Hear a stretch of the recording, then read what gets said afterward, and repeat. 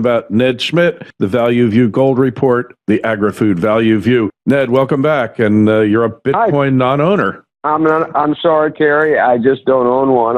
I just prefer being poor in the future. Yeah, but now's your chance. At least I'll have what I have. But now is your chance. You're missing out. Aren't you suffering from FOMO? I've missed out so many times on the hot thing that would have made me rich before they move on to something else that's going to make me rich. But it seems like every cycle we have to go through this, at least for sure in the last 25 years. Oh, yeah. And when you've got so much liquidity in the system put there by the Federal Reserve, eventually you spark speculative booms. I don't know why they can't understand that, I mean, it's like they keep doing the same thing, expecting a different outcome. Isn't that the definition of insanity? Done it again. Right? They've done it again. And the most dangerous entity ever built was a central bank. I mean, as soon as we left real money, the world just got worse. I mean, there were no depressions and no recessions, no great financial collapses of 2007 before we had the Federal Reserve. We had some bad periods when liquidity dried up, but they just made it worse, the amplitude. And I'll tell you, Kerry, actually, early last year, one of the Fed banks actually published an article from one of their economists that said they made things worse. But they don't pay any attention to it. And gold and silver, the valuation on gold relative to the S&P 500, that ratio got below 0.5 recently, which it had not seen since 2007, when the average price was about 600. And gold went on to triple from there. Man. And what's happened now is the valuation is so stretched, the undervaluation of gold of the S&P 500, that as the stock market is going up, it's pulling gold up.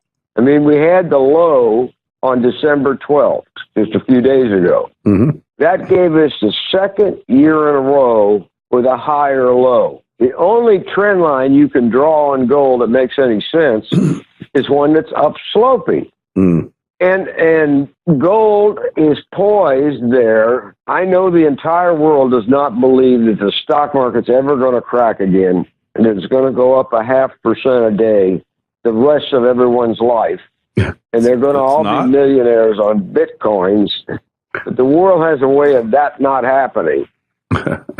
and gold right now is like it was in 2007, just before the financial world come apart. Mm. And the negativism on metals, it is reaching an extreme. One of the questions to ask, are the large funds going to go net short silver? If you look at a chart of the net long position of large speculators, you get that data from the Commitment of Traders report each week from the CFTC. Now, most of the time, that's the most useless report in the world. I mean, every week people comb it trying to get rich off of it, and you don't. But in the large speculators have been, on average, and averages are bad numbers, net long about 70,000 ounces of silver. Right. In the last 2 weeks, that position dropped by 60,000. In other words, they went from net long 70,000 to net long in the last report of 10,000. Mm-hmm. The pessimism on that metal and gold is reaching an extreme. And I wouldn't be surprised if in the next 2 reports that they show a net short position in silver. If they do, it's time, as they used to say 7 years ago, back up the pick-em-up trucks, because a net short position in large speculators is an extreme in emotion that we have. I don't remember ever seeing it. That they've given up, basically, right? Right, and it's going to crash. It's going in their minds, in the minds of these juvenile traders, silver should go to zero because you don't need it anymore. Everybody's going to use a cryptocurrency. You mean they aren't? That's nonsense. They're not going to? You're sure about that? You're sure about this, Ned? Terry, you've been around long enough. You remember what people were saying when silver went above $40. Mm-hmm. This is the new era. Silver is going to be the money. I believed it too. I was hooked on the bubble, and it's very powerful. You get these dopamine receptors in your brain and the pleasure center, and once it gets started with a bubble, it's really hard to ever get off. And I've been sucked into it a few times, but a couple of times I've actually resisted the temptation and sold when I shouldn't have, and was the only one left standing. Yeah, I mean, I don't worry about mistakes made by sold something too early. Never, ever. I don't like to sell something and take a loss. That's what hurts. Especially when you were up, when you were ahead, and then you go and you take a loss, and that's like you kick yourself for years over that. Trust me, I have been. The dot-com boom. I was up so much, and I became a net loser. Well, the one that I always remember is a guy I worked with many decades ago. He caught one of these runs in sugar. Oh. And he was pyramiding sugar contracts. Oh, and my God. He was winning beyond his wildest imagination. So one Monday morning, he goes upstairs to visit his broker to check on his account, and there's a sign on the door. Closed forever. The brokerage firm went bankrupt over the weekend. Oh, that's what people are facing here in these cryptocurrencies. These companies are going to disappear. You got to remember, they're just four guys in the basement of one of their mother's houses and some computers. This is not the research center at Apple. Yeah, well, I have a friend. He had Bitcoin in a Russian exchange, and one day the government just shut down the exchange. And guess what happened to his Bitcoin? Nobody knows. Still not rich. I think it's probably in Putin's personal wallet now. You think Putin's got a wallet? I was dog sitting a couple of weeks ago for my daughter, and I turned on Netflix. And they have a movie on Netflix called Gold. Oh, yeah. Sure.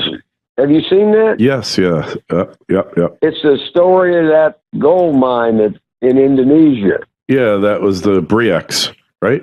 Briex? That's it. I couldn't remember it. And I think people, if you're sitting here saying, why shouldn't I put my money in Bitcoin or some other crackpot scheme? Go watch that movie. Oh, it was a great movie. It was really good. The guy is in like Las Vegas or Reno or someplace, and it was a really good movie. Good movie. So I think people, just based on the euphoria in the stock market, you need to own some gold, because we're in a classic buy on the news, sell on the rumor kind of story here with tax cuts in the United States. And it's just time to wind down some risk in your portfolio. Yeah. How good are these tax cuts really, Ned? I think it's a wonderful tax cut.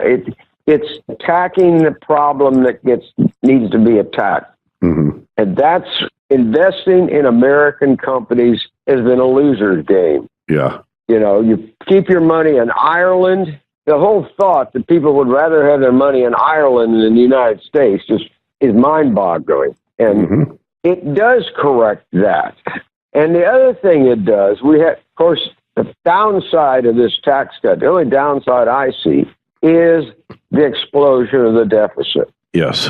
And that, I think the deficit of the United States is going to become an issue again, because that's one of the strategies of the Republicans. They want to attack taxes, and then when it balloons the deficit, they use it to attack government spending. Mm-hmm. So that's in there. The secondary and tertiary impacts of this tax cut, the pressure that's going to be applied in high tax states is going to be incredible when those people pay their taxes next year. What do you mean you want me to give you a donation? Yeah. I just had to pay $60,000 more in taxes this year. Oh, forget it. It's a disaster. I was writing something about it, but I didn't quite get to the bottom of it yet. But this is going to lead to another unintended consequence. If somebody feels like they got to stay in New York, say, or California, all right, then if he's a lawyer working for a firm, it's going to create a whole group of entrepreneurs. You know how many people, Ned, are making $500,000 a year and living check to check, paycheck to paycheck in New York, and it's only because of the deductibility of state and local taxes that they're able to subsist? Probably more than I ever imagined. Tens of thousands of people here, trust me on this, living in the suburbs of Westchester County and in Long Island and other high dollar areas. $500,000 sounds like an incredible amount of money, except when New York and the feds are taking combined between the two of them. If you live in New York City, it's 50%. If you live outside New York City, it's only about 47%. So that deductibility, the deductibility of the state and local income taxes and the real estate taxes, that could save people upwards of $35,000 a year, $50,000 on their federal income tax. I mean, that is an enormous amount of money, Ned. And these people are really, they're lawyers, they're accountants, they're other professionals, doctors, and they're really taking it taking it on the chin to be nice about where they're really taking it. I'm sorry, I heard Nancy Pelosi complaining, and if people in California are looking for sympathy, I can tell them where in the dictionary they can find it. I think it comes between the S word and syphilis, if I'm not mistaken, right? Oh, okay. I was afraid to say. We are a family show. You keep telling me this is a family show, so I do try and behave myself. That's pretty funny when you think about it. But yes, it's shocking. Yeah, it's shocking that they pulled this off. It's shocking that these poor rich people have no idea what's coming at them. The supposed rich, $500,000 in New York, you're pretty much middle class. So, Well, move to Texas. Yeah. I don't think we don't want you. We don't want you here in Florida. But please move to Texas. No, definitely not. And they'll be blaming the Republicans when in reality it's their own state they should be blaming, right? For being so poorly run. It's not the Republicans' fault that the tax rate in Connecticut is what it is, and General Electric was forced to move out. Yeah, because of taxes. And Aetna moved out also. Aetna had been there over 100 years. So how does that work? Not real smart. No, they're not real smart. But this is what you expect from politicians, especially in blue states. But, when you look at the the state tax rates, California is like the highest. They go up to 13%. New York is like relatively low. It's like 7 or 8% if you make $1 million or more. New Jersey is really high. Connecticut is ridiculously high. Massachusetts, you just look at these state tax brackets and you can't believe it. So anyway, so what's with gold here? We going to see a run up here? Is that what you're trying to tell me? Like I said, I had been looking for the bottom last week on the 12th to the 14th. On the 12th, it hit 1236, right, and promptly reversed itself. So there was an important reversal on the 12th. Yeah, I think we've seen the low. And the gold stocks, the selling in them should be over also. So we should see a rally from here on, at least through into January, in gold, and in particular the gold stocks, because there can't be anybody left to sell gold stocks. Yeah, you would think. I think they took the last gold stock investor out and shot him last week. He's just gone. I think he pulled the trigger. I think he gladly pulled the trigger. Is what I think here. Trigger himself.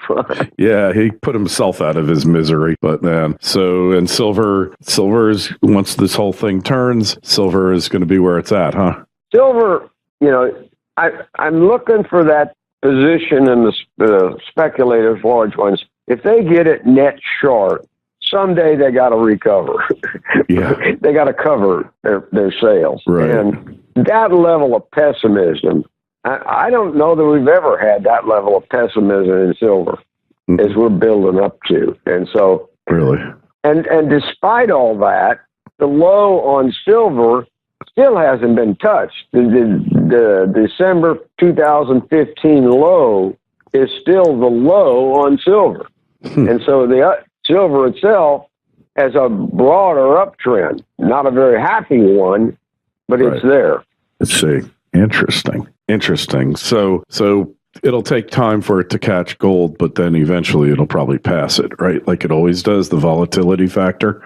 Right. Oh, right. It's silver is still got a high beta relative to gold, which means because of the price at $16, more people are going to buy silver than they're going to buy gold. So that's what always does it. Yeah. It's the poor man's gold. Poor man's gold. Absolutely. Hey, so what about our ag sector there, commodities? What are you looking at here? You're always ahead of the trend. Agri-commodities have been strong since October of 2016 when they bottomed. And, 2017, right? Right. Yeah, I'm sorry, 2016. Anyhow, they were up about 14% as a group from last year. And what we're looking at now is ethanol and corn. Ethanol is having a rebirth. We produced 26 billion gallons of it around the world last year. U.S. produced most of that.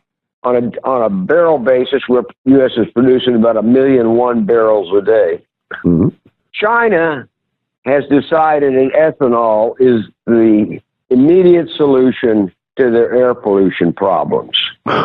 Right now, China's ethanol consumption is 2% of their vehicle fuel total. Mm. They want it to go to 10%, which means China wants to increase its consumption of ethanol by 5 times. Mm. And the only viable way to produce it, a lot of it, is with corn.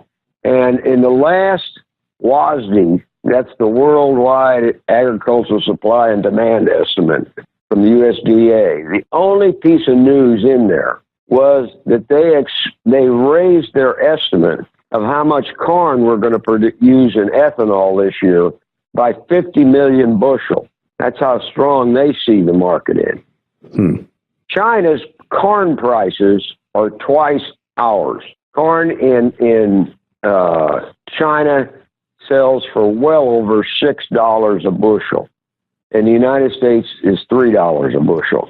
And President Xi has an agricultural background. And he's finally decided it makes no sense to buy corn in China at twice the price he can buy it in Iowa, put it in an elevator or storage and let it rot because their storage is so bad. Mm-hmm. So they've cut the government program to pay farmers less for their corn. And so Chinese corn production has collapsed. Going down, right? It's at a 5-year low. There are only 2 places in the world you can buy a lot of corn. That's in the United States and in Brazil. Right. And Brazil has some serious problems. The farmers aren't making any money. And the big companies like Monsanto and Bayer are saying they're seeing their Brazilian corn business for seeds and fertilizers and crop enhancement nutrients off 20 to 30% this year. So we're going to see a smaller crop in Brazil, probably a smaller crop in the United States. So I look for corn prices. They finally put in a bottom about 3 months ago to continue to rise. So one of the interesting plays next year will be ethanol and corn, and that brings you to Archer Daniels, ADM, which has a big ethanol business. They also own 23% of Wilmar International, which is the big palm oil company, biggest oil seed crusher in China. They're the biggest seller of palm oil into China. And I know a lot of your listeners say, what do I care about palm oil? Palm oil is the #1 vegetable oil in the world. Right. So outside the United States, outside the EU, palm oil is what they use. And the other one to take a look at is BG. It has been so badly managed for so many years. It seems to be an increasing probability of Glencore making a move on them. Glencore has a standstill agreement with them And I think the only thing that's for is so the management of Bunge, BG, can find out if they're going to have a job if they agree to the deal. Yeah. And so I still think that's a possibility. One small company I've liked for a long time is Where Food Comes From, WFCF.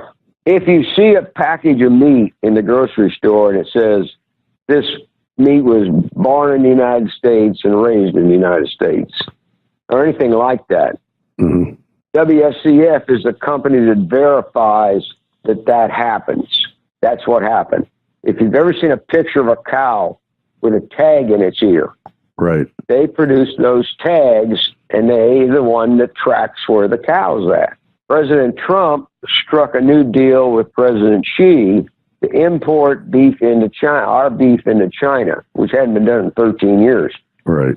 One of the requirements is that the packaging for the Chinese consumers has on it where that cow was raised, produced and raised.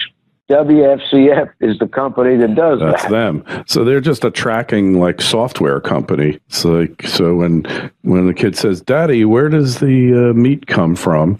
then he could just open up his computer or his tablet and say, "Scan the tag," and here it is, right?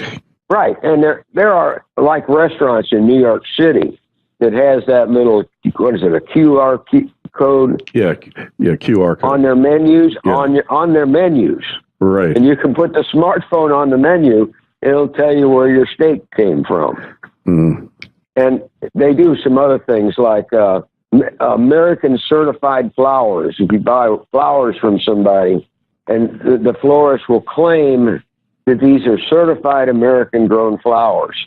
Right. They're the ones that verify that. If you go into a pet store and it's the puppy is certified humanely born and raised, this is the company that verifies your puppy really was loved. So it's an interesting company. But, one of the things, Kerry, is looking at this is the United States is being left behind in so many things. I mean, we have squandered billions of dollars on useless social networking sites, while China now has more supercomputers than the U.S. But the largest beef company is JBS in Brazil, largest beef exporter in the world. Right. BRFS, the largest Chinese exporter, is in Brazil. Wilmar, which I just talked about, is based in Singapore. WH Global, which is the largest pork company in the world, the pork butcher to China trades in Hong Kong and in Beijing. We're slowly being left out of the world for tomorrow, Kerry. It certainly would appear that way. It certainly would. Well, so what's the answer? So maybe the tax bill will help. I think it'll help. It's not going to solve the changing fortunes of two large countries. Yeah. I don't doubt that.